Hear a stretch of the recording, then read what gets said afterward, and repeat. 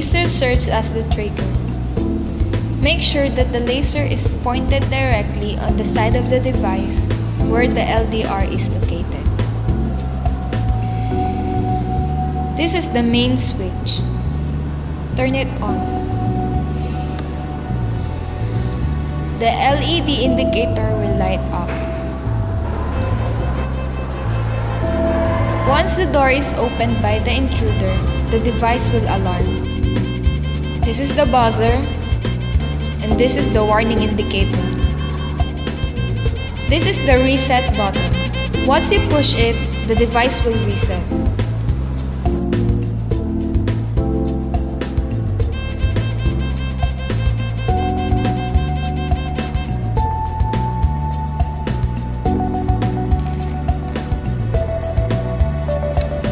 This is the secret button.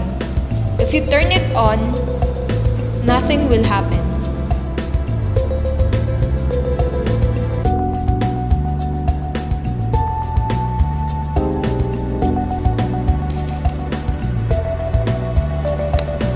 If you turn it back off, the device will work again.